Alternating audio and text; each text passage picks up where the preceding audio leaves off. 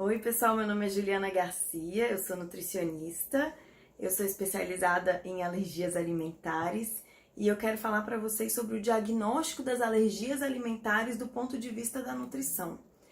Esse diagnóstico ele é a principal etapa para o tratamento bem feito e bem sucedido das alergias.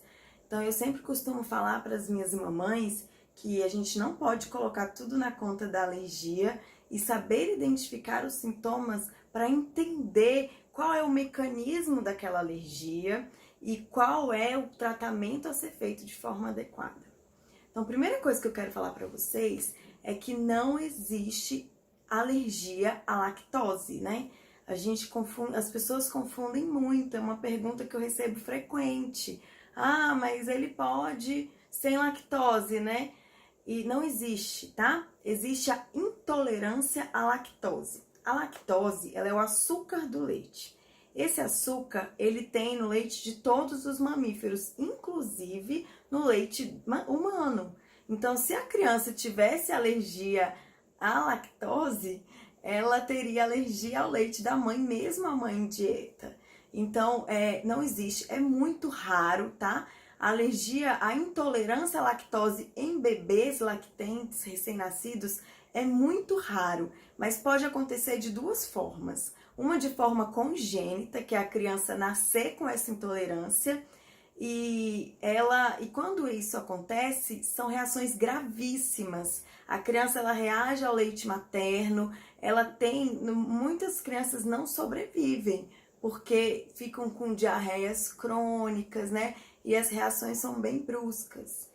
E existe a intolerância à lactose secundária, que é aquela intolerância que pode acontecer depois de uma virose, por exemplo. Uma virose grave, né? Um quadro de rotavírus, por exemplo.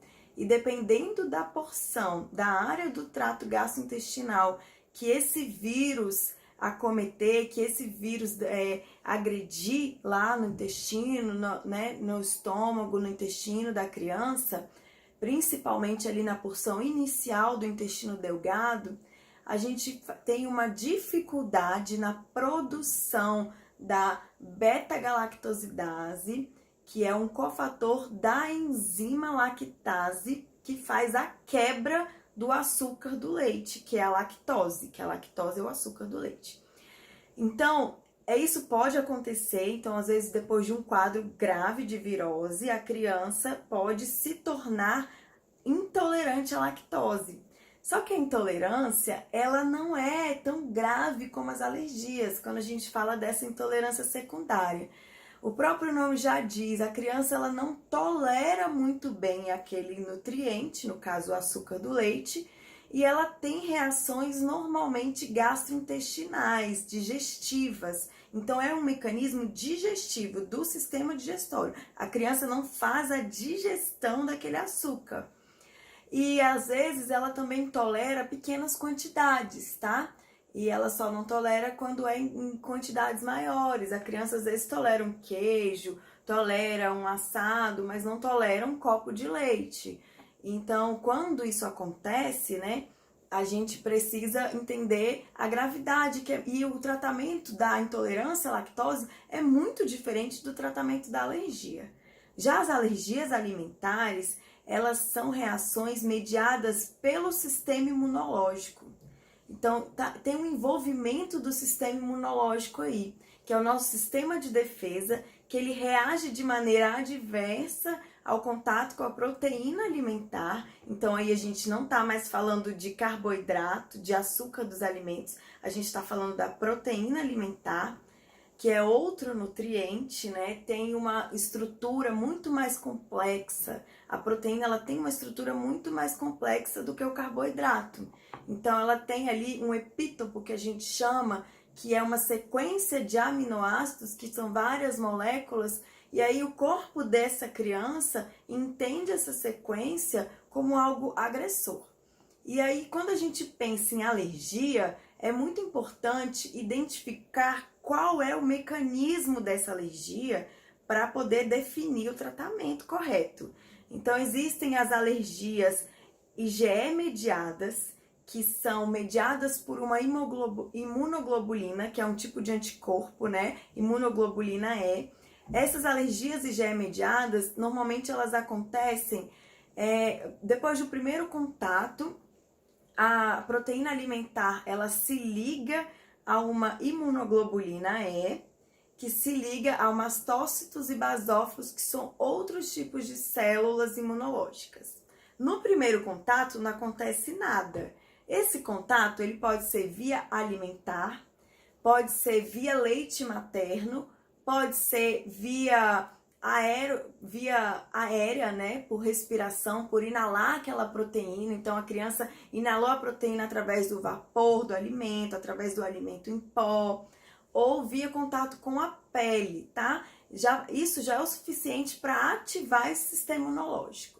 E aí, no próximo contato, que pode ser o segundo ou 10º contato, a criança, o sistema imunológico dessa criança que já fez aquele registro, né, já acoplou aquela proteína a uma série de células de defesa, libera mediadores inflamatórios, né? E as reações são muito rápidas. Normalmente, as alergias IgE mediadas, as reações acontecem ali entre 2 horas após o contato com o alimento. Então, elas são muito rápidas, elas são mais visíveis, é mais fácil de diagnosticar. Só que as consequências das alergias IgE mediadas, elas também podem ser mais graves, né? Porque ocorre uma liberação de histamina em grande quantidade, e isso pode causar fechamento das vias aéreas, isso pode causar parada cardiorrespiratória. Então, existe uma série de mecanismos graves que podem estar relacionados às alergias IgE mediadas. E existem as alergias IgE não mediadas. Essas alergias, elas são de caráter também, mobilizam o sistema imunológico, mas em vez de células do tipo linfócitos B, a gente mobiliza células do tipo linfócitos T. Essas células linfócitos T, elas liberam citocinas inflamatórias, que são células inflamatórias. Então, a alergia IgE não mediada, que é aquela alergia que a gente chama também de alergia tardia, elas mobilizam, elas têm um caráter mais inflamatório, então costuma inflamar alguns órgãos-alvo, né? O sistema digestivo da criança, então pode causar sintomas como refluxo, o sistema intestinal da criança, então pode causar sintomas como diarreia, muco nas fezes. O que é o muco nas fezes? O muco é a barreira protetora do intestino. Então, quando tem uma inflamação ali naquele intestino, libera mais muco para tentar eliminar aquela inflamação. Ela pode vir também com o aparecimento de sangue nas fezes, né? O que são sangue? Por que acontece isso? Normalmente, quando a criança começa a sangrar, quando começa a aparecer rajadas de sangue pelas fezes, é o momento que as mães se desesperam. Porque a gente acha que a criança está tendo hemorragia. E não, né? A gente precisa entender que é grave, é muito sério, mas que não é o sintoma mais grave, tá? E a gente pode... por quê, né? Por que acontece o sangue nas fezes? O sangue, as células do intestino grosso, o intestino onde ali são formadas as fezes, é um tecido muito vascularizado, cheio de vasos sanguíneos. Então, quando ocorre essa inflamação, machuca uma célula, né? E essa célula inflamada acaba rompendo aqueles vasos que estão ali adjacentes, pertinho dessa célula, e acaba sangrando. O tratamento, quando a gente começa a dieta, não é rápido, né? O sangramento às vezes demora até 20 dias para parar. Mas a gente precisa, a primeira providência que a gente toma quando a gente identifica que aquele sangramento está acontecendo por conta de uma alergia é cessar, estabilizar a criança. E a gente precisa fazer uma dieta muito bem feita. Só que o sangue nas fezes pode aparecer por outros motivos que não só alérgicos, né? Existem casos de crianças que, por exemplo, têm uma virose também grave, então aquela criança que tá com febre, tá vomitando, tá com febre muito alta, tá tossindo, tá com uma virose aparente, né, com uma diarreia, e aí durante esse quadro viral, ela apresenta muco e sangue nas fezes. E aí, logo de cara, eu já vou dizer que é uma alergia alimentar, sendo que ela, até então, ela nunca tinha apresentado sintomas parecidos? Não, a gente tem que pensar no mecanismo e entender que provavelmente em função dessa virose, machucou, inflamou uma célula do intestino e essa inflamação fez sangrar. Então é muito importante a gente entender isso para a gente também não achar que tudo é conta da alergia, né? E a alergia IgE não mediada, que é a alergia tardia, os sintomas eles demoram mais a aparecer, né? Eles demoram ali entre 24, 48, 72 horas, alguns pacientes até 7. Eu já vi, são poucos casos, mas eu já vi pacientes que reagem 14 dias após o contato com o alimento. Então, por ser tardia, por demorar um pouco a aparecer os sintomas, então o sistema imunológico ele precisa de um tempo para apresentar toda essa resposta, é muito mais difícil a gente fazer o diagnóstico, porque é muito mais difícil a gente relacionar aquele sintoma com a ingestão daquele alimento. Então, a causuística, né, a relação causal de causa e efeito daquele sintoma é muito mais difícil de ser identificada.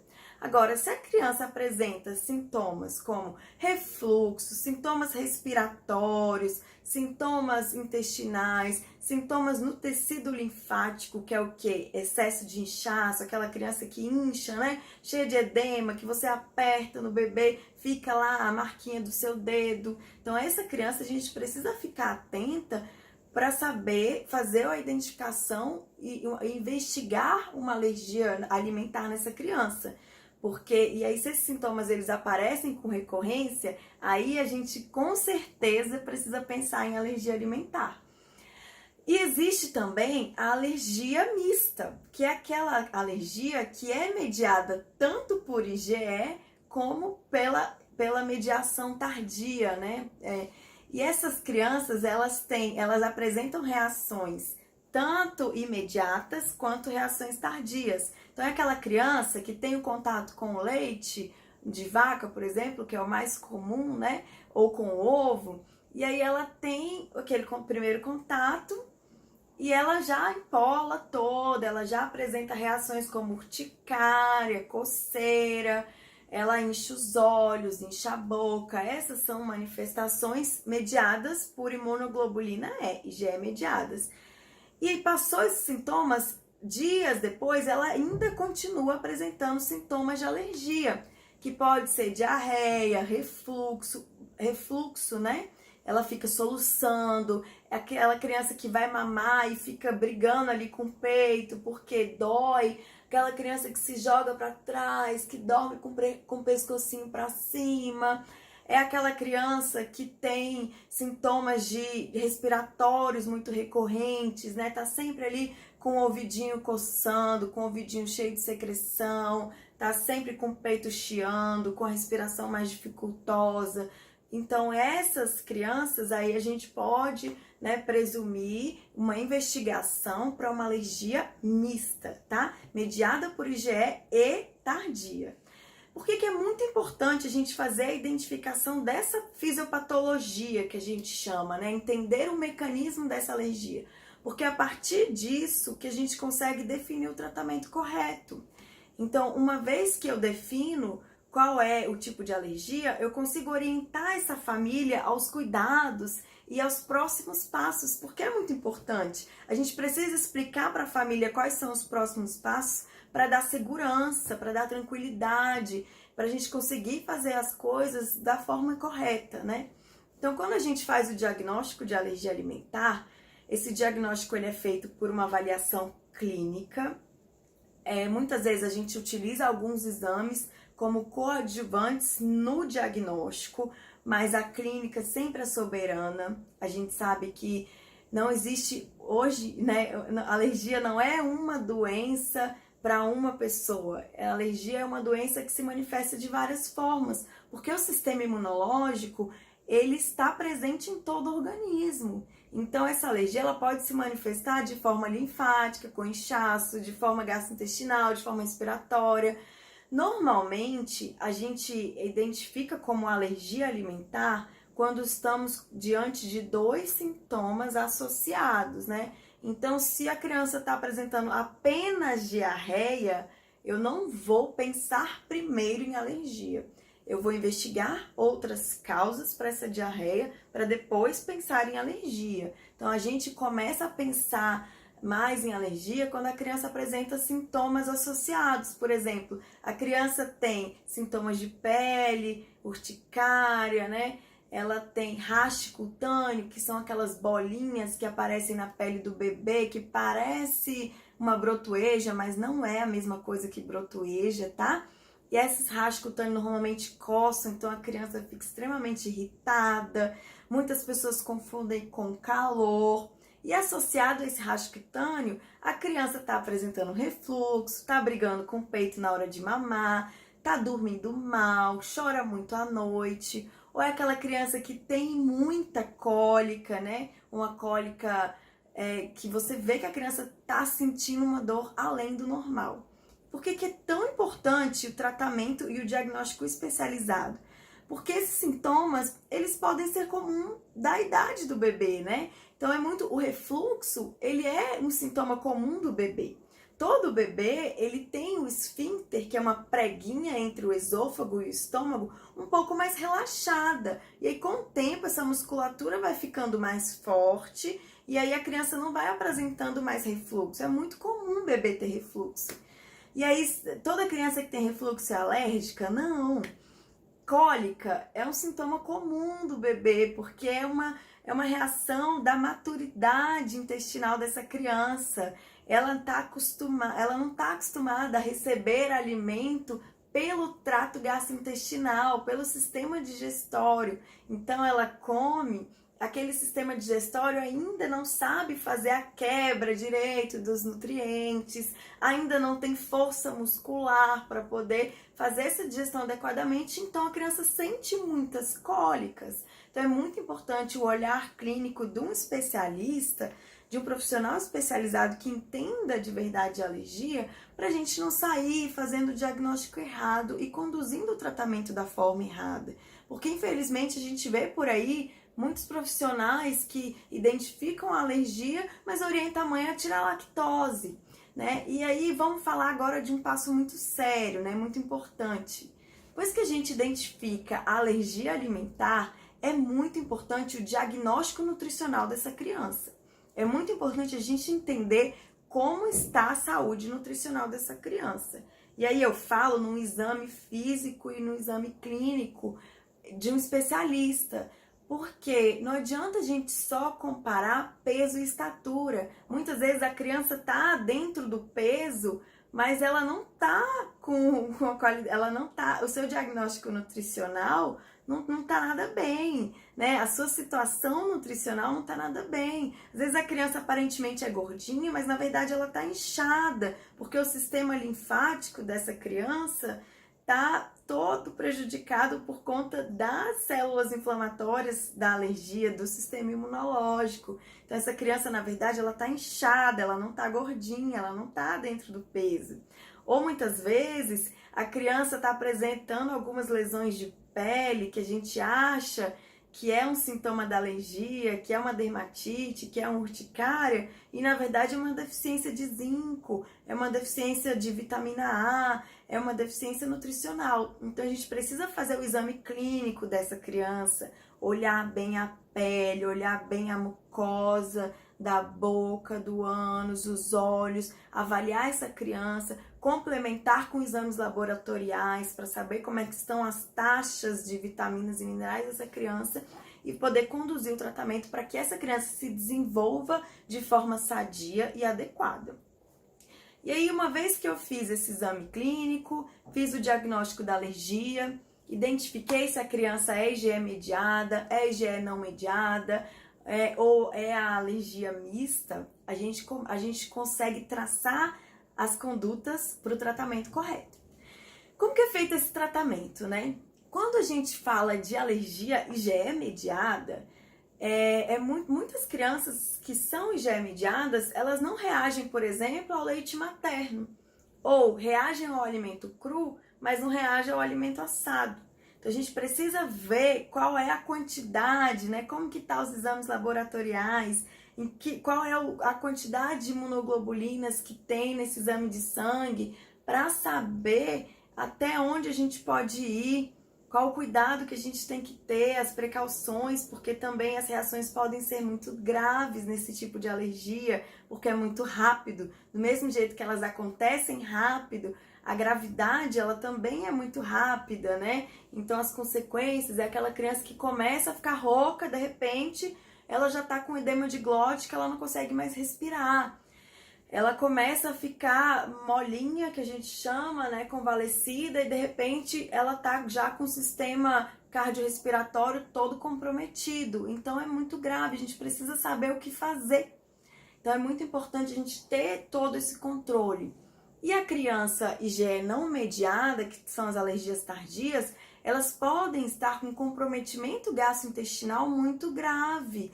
Elas podem estar com comprometimento respiratório, né? Um comprometimento de todo o trato, o sistema respiratório, as vias aéreas superiores, mais avançados. E isso precisa ser tratado, porque se ela está, por exemplo, com o sistema gastrointestinal comprometido, ela não está absorvendo os nutrientes, ela está correndo risco de carência nutricional. Ou se ela já está com uma consequência mais grave dessa alergia, que é o que a gente chama de FPAS, que eu vejo no grupo, né? Muitas mães perguntam quando o que é FPAS? FPAS é uma sigla em inglês que significa Síndrome da Enterocolite provocada pela proteína alimentar, que é uma inflamação grave, tá? São sintomas graves, é uma inflamação grave e provoca vômitos de jato. Então essa criança, ela pode ter uma parada cardíaca rapidamente. Se ela tá vomitando muito, ela tá perdendo eletrólitos, ela tá perdendo potássio, perdendo sódio por meio desse vômito, e aí ela pode vir a ter uma falência cardíaca por conta desse excesso de vômito, esse excesso de diarreia. Então é muito importante a gente fazer esse acompanhamento também. Se a criança, e a gente precisa fazer uma ferramenta muito importante do diagnóstico da alergia alimentar, é o diário alimentar, né? Ali no diário alimentar, a gente consegue verificar como está a qualidade nutricional da alimentação da mãe, né? Se a mãe ainda está somente amamentando, da criança, se a criança já introduziu a alimentação. E a gente consegue identificar o tempo de reação dessa criança. Então é muito importante a gente saber esse tempo para saber como a gente vai fazer a evolução dessa alimentação, porque a gente também não pode ficar muito restrito.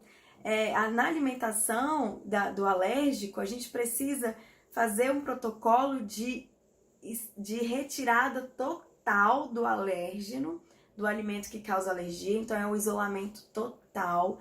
Inicialmente é importante que todos os pacientes passem por esse isolamento, principalmente se a criança já está apresentando sangue nas fezes, porque a gente precisa estabilizar essa criança. Se a gente não estabiliza, a criança começa a ter risco de fazer reações cruzadas, o intestino está muito machucado, está muito permeável. E aí essa criança, ela começa a fazer um monte de reação cruzada a outros alimentos. Então aquela criança que seria provavelmente alérgica somente a leite, ou no máximo a leite e a soja, ela começa a ser alérgica à carne vermelha, a ovo, né? E por que isso acontece? Porque a proteína alimentar, elas têm epítopos parecidos, elas têm sequências de aminoácidos parecidas. Então a gente encontra ali uma sequência de aminoácidos na proteína da carne vermelha parecida com a do leite de vaca, por exemplo. E aí depois que a gente faz o diagnóstico, é muito importante, o tratamento da alergia alimentar, ele não é fácil, porque ele consiste em fazer a exclusão total do alimento que está causando alergia nessa criança. E isso envolve fazer controle de contato cruzado, né? Que é o risco que a gente tem, porque a alergia, ela é qualitativa, ela não é quantitativa. Então, se eu bebi leite ali no copo de plástico, lavei aquele copo, com a mesma bucha, lavei o utensílio da criança, eu tô transferindo a proteína do leite que estava no copo que eu bebi pro utensílio da criança, para a mamadeira ou pro copo da criança. E muitas crianças, elas reagem a esta quantidade, porque eu tô fazendo essa transferência. Alguns casos a gente não vê aquela reação logo de imediato, mas a gente não tá dando chance para o sistema imunológico dessa criança descansar, né? Para o sistema imunológico dessa criança se recuperar. Então é importante, né? Então, uma vez feito o diagnóstico da alergia alimentar, qual que é o procedimento, né? A gente faz aquela avaliação. Primeiro a gente precisa saber como está o estado nutricional da mãe e da criança e faz a exclusão do alérgeno. Em alguns casos, se a criança está sangrando, se a criança está com muitos outros sintomas associados, a gente precisa fazer a retirada inicial de outros alimentos também. E a gente programa, né? Só que existe data de retirada e data de reintrodução desses alimentos. E a gente só consegue saber se a criança reage ou não a traços, que são essas pequenas quantidades que são passadas de um utensílio para o outro, de um alimento para o outro, via contato cruzado, quando a gente faz esse teste. Porque às vezes a gente faz a retirada do alérgeno, mas a gente não faz o controle de traços. A criança melhora, mas ela não melhora 100%.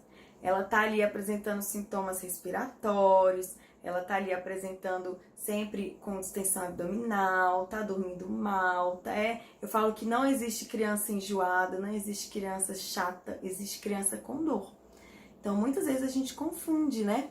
E aí, essa criança, ela tá fazendo esses sintomas e a gente acha que ela melhorou, simplesmente porque não tem mais sangue nas fezes. Mas, na verdade, não, ela ainda tá tendo uma reação alérgica. E quando isso acontece, a tolerância da criança, ela vem mais tarde, né? A criança, ela demora mais a tolerar os alimentos, que é o que a gente chama de cura. Então, é muito importante esse tratamento inicial. Além disso, quando a criança está sangrando e está em aleitamento materno exclusivo, e a gente começa a fazer uma retirada gradual dos alimentos, a gente vai cansando a mãe. A mãe fica cansada de ficar... Poxa, eu tô fazendo dieta já há um mês e não tô vendo resultado. Meu bebê continua passando mal. Meu bebê continua com sangue nas fezes. E a criança não melhora. A mãe desiste da dieta e desiste da amamentação. E o que a gente precisa nesse momento é que a mãe mantenha a amamentação. Porque a amamentação é um dos grandes aliados no tratamento da alergia alimentar. É através da amamentação que a criança vai ter contato com citocinas, com imunoglobulinas, que são anticorpos do bem. É através desse aleitamento materno que ela vai receber gordura de boa qualidade para a formação dos neurônios. É através desse aleitamento materno que ela vai conseguir desenvolver a barreira intestinal dela. E uma coisa muito importante, que o intestino do bebê, ele é um intestino altamente permeável. O nosso intestino, ele é como se fosse um muro feito por tijolos. Então, quero que vocês imaginem um muro de tijolos. Quando o bebê nasce, é como se esse muro tivesse faltando ali uns rejuntes, um cimento, faltando um tijolinho ou outro. Então, é como se tivesse uma peneira, né? Então, muitas proteínas, muitos alimentos mal digeridos acabam passando do intestino para a corrente sanguínea do bebê. Até os 3 anos de idade, essa barreira intestinal, ela vai sendo desenvolvida. As bactérias benéficas do intestino, que são os famosos probióticos, eles vão se desenvolvendo, porque quando a criança nasce é um ambiente estéril. Se for de parto cesárea, então, é mais estéril ainda. Então, a criança que nasce de parto cesárea, até 40 dias, ela tem um sistema imunológico mais sensível do que uma criança de parto natural. Agora, se a gente teve a amamentação garantida ali, mesmo a criança, né, que nasceu de parto cesárea, depois desses 45 dias, a gente já consegue bastante coisa no quesito de sistema imunológico, de defesas imunológicas. Então, a amamentação ela é muito importante nessa fase. E aí, se a gente fica testando, dando murro em ponta de faca, fazendo tentativa e erro, vamos tirar isso para ver se dá, se não der, que é o que muitos protocolos dizem, a gente acaba perdendo a amamentação, né? A gente acaba perdendo a maior fonte de nutriente dessa criança.